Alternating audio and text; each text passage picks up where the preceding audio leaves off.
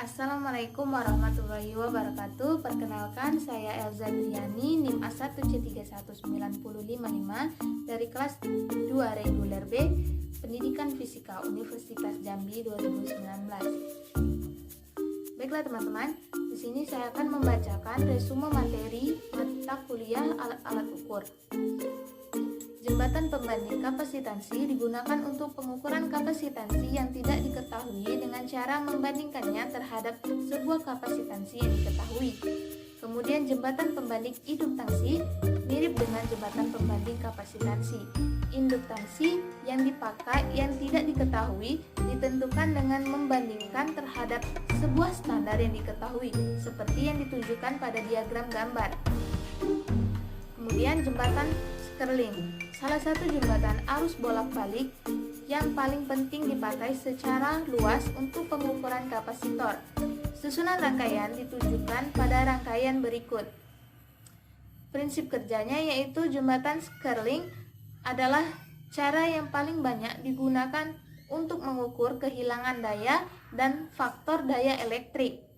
Semua cara yang memakai prinsip jembatan terdiri dari rangkaian jembatan Wheatstone yang baterainya diganti oleh sumber AC pada frekuensi rendah dan frekuensi lain yang lebih tinggi. Kemudian detektornya tergantung pada frekuensi yang dipakai. Galvanometer vibrasi dipakai untuk frekuensi rendah dan telepon untuk frekuensi lain yang lebih tinggi, antara 800 sampai 1000 Hz.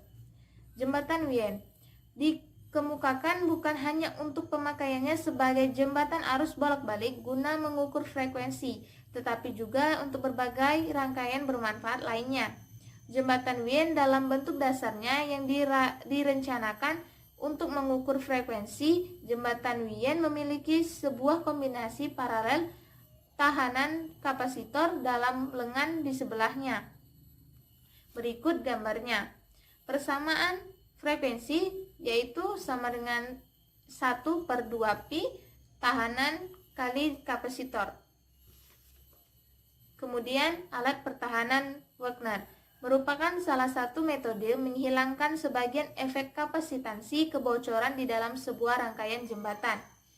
Jembatan impedansi universal merupakan salah satu jembatan laboratorium yang bermanfaat dan terandalkan. Sebuah contoh jembatan impedansi universal yang tepat diberikan pada gambar 5.4. Dengan jelas menunjukkan susunan berbagai alat kontrol di panel depan. Jembatan universal terdiri dari 4 rangkaian jembatan, beserta saklar-saklar yang sesuai, detektor AC dan DC, generator AC dan DC, standar-standar impedansi. Kemudian kita akan membahas mengenai osiloskop. Osiloskop merupakan perangkat yang sangat dibutuhkan untuk perancangan, fabrikasi, atau perbaikan peralatan elektronika.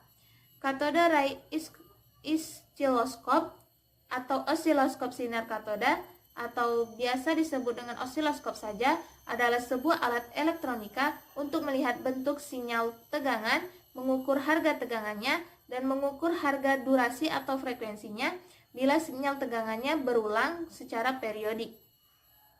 Beda fase antara dua deretan gelombang sinusoidal yang sama dapat juga diukur dengan alat ini. Kemudian, jenis-jenis gelombang yaitu gelombang sinus, gelombang kotak dan segi empat, gelombang segitiga dan gigi gergaji, bentuk step dan pulsa, sinyal periodik dan non-periodik, sinyal sinkron dan asinkron. Cara kerjanya yaitu bergantung kepada pengaturan saklar vertikal atau volt per div. Attenuator akan memperkecil sinyal masukan, sedangkan amplifier akan memperkuat sinyal masukan. Jenis-jenis osiloskop yaitu yang pertama osiloskop analog.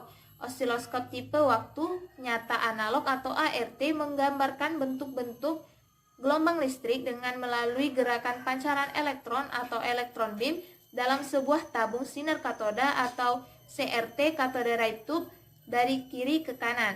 Osiloskop analog pada prinsipnya memiliki keunggulan seperti harganya yang lebih murah dibandingkan dengan osiloskop digital.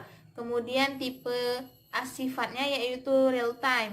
Kemudian pengaturannya mudah dilakukan tanpa tanpa adanya karena tidak ada tundaan antara gelombang yang sedang dilihat dengan peragaan di layar, serta mampu meragakan bentuk yang lebih baik seperti yang diharapkan untuk melihat gelombang-gelombang yang kompleks, misalnya sinyal video di TV dan sinyal RF yang dimodulasi amplitude. Keterbatasannya adalah tidak dapat menangkap bagian gelombang sebelum terjadinya repetisi, serta adanya kedipan pada layar untuk gelombang frekuensinya rendah atau sekitar 10-20 Hz. Keterbatasan osiloskop analog ini dapat diatasi dengan osiloskop digital. Kemudian jenis osiloskop yang kedua yaitu osiloskop digital. Memberikan kemampuan ekstensif, kemudahan tugas-tugas akuisi gelombang dan pengukurannya. Penyimpanan gelombang membantu para insinyur dan teknisi dapat menangkap dan menganalisa aktivitas sinyal yang penting. Kemudian kita lanjut membahas mengenai GPS. GPS atau Global Positioning System ialah sebuah sistem atau bukan alat yang digunakan untuk menentukan letak di permukaan bumi dengan bantuan penyelarasan atau synchronization sinyal satelit. Sistem ini dibuat dan dikelola oleh negara Amerika Serikat.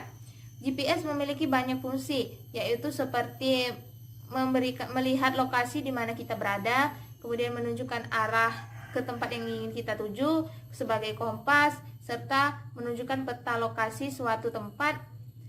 Di suatu tempat beberapa gambar jalan dan sungai. Ada setidaknya dua jenis GPS, yaitu navigasi GPS dan GPS geodetik. Secara sederhana, cara kerja GPS yaitu perangkat GPS menerima sinyal yang ditransmisikan oleh satelit GPS. Perangkat GPS kemudian menerima sinyal dari satelit dan kemudian melakukan perhitungan, sehingga pada tampilan umumnya kita dapat mengetahui posisi atau dalam lintang dan bujur, kecepatan dan waktu. Kemudian kita akan membahas mengenai sound level meter. Pengertian sound level meter atau alat pengukur kebisingan ialah sebuah instrumen atau alat uji guna mengukur tingkat kebisingan suara. Alat ini biasa digunakan di industri kendaraan bermotor, pesawat, motor, mobil, dan lain-lain. Prinsip kerja sound level meter atau yang biasa disebut dengan SLM yaitu apabila ada benda bergetar maka akan menyebabkan perubahan tekanan udara yang dapat ditangkap oleh alat ini. Dan selanjutnya akan menggerakkan meter pentunjuk. Bagian-bagian dari sound level meter. Kemudian kita akan membahas mengenai anemometer dan barometer. Anemometer adalah sebuah perangkat yang digunakan untuk mengukur kecepatan angin dan untuk mengukur arah. Jenis-jenis anemometer berdasarkan kecepatan angin itu ada anemometer piala, anemometer sonik, anemometer kincir angin, anemometer laser Doppler, anemometer bola pingpong, anemometer hot wire. Kemudian ada juga berdasarkan tekanan angin, anemometer piring, anemometer tabung, anemometer propeller, anemometer tabung bertekanan. Fungsi dari anemometer ini cukup banyak, yaitu ada 4. Pertama, mengukur kecepatan angin, memperkirakan cuaca, kemudian memperkirakan tinggi gelombang laut, memperkirakan kecepatan dan arah arus. Kemudian kita akan membahas lagi mengenai barometer.